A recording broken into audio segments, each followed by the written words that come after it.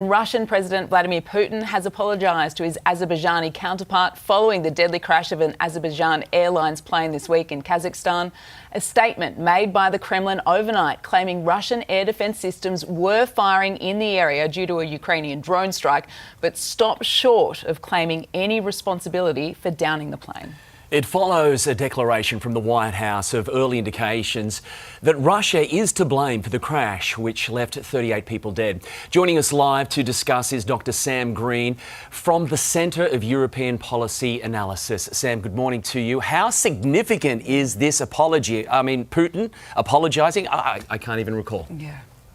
It has been a rare occurrence indeed, but I think that, look, he probably didn't have much choice. I think that the evidence was pretty clear. We saw military bloggers and other observers and experts who were commenting on what they could see in the pictures coming out of Kazakhstan. We saw the Azeri authorities reporting that they thought this is what had happened. As you mentioned, we'd seen the Americans and others come in on this. And so early versions that we had seen out of Moscow that this might be a bird strike or some kind of a technical fault just really didn't hold a lot of water. So I think Putin, found that he was chasing the news here rather than being in his usual position of being able to set the narrative.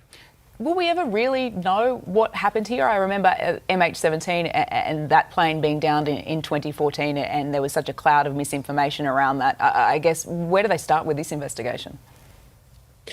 I think Putin has said, and then the Russians have said, there will be teams on the ground, both in Russia, where this anti-aircraft fire, if that's indeed what happened, came from, and in Kazakhstan, looking at the wreckage of the aircraft. Of course, there are survivors who will also be able to give statements about what they experienced. But again, I think there doesn't seem to be a lot of doubt here. The question is whether or not Russia is going to be able to pin the blame for this in some way on Ukraine. We've already seen the Kremlin say that it would have amounted to an act of terrorism. Simply the fact that Ukrainian drones were operating in Russian civilian airspace and thus requiring that Russia have its anti-aircraft services operational. I think that's a statement that the Ukrainians themselves and most Europeans and others around the world would find to be quite ironic, but it's the story that the Kremlin seems to be sticking to for the moment. Yeah, no doubt about it. They certainly look like bullet holes on the fuselage and in the tail as well. So will there be any repercussions for Russia if they are found to be at fault for the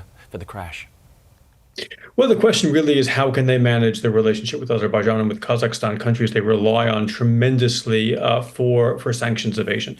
Particularly Azerbaijan is an important route for the illicit export of Russian hydrocarbons, oil and natural gas. It's also become an important security partner recently since the recent war between Azerbaijan and Armenia for Russia in the South Caucasus.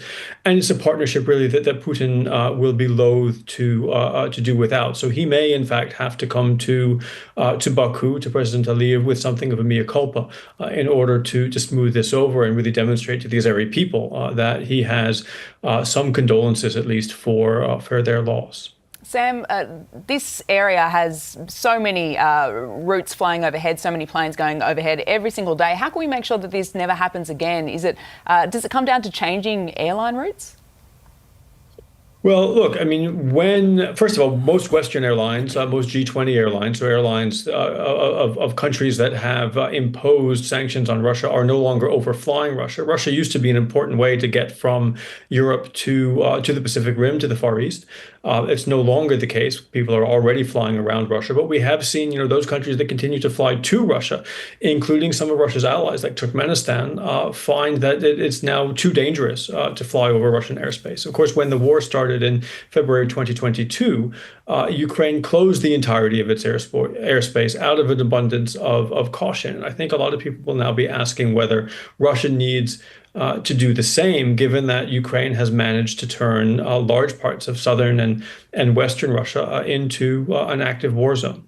Thanks so much, Dr. Sam Green. Appreciate your time.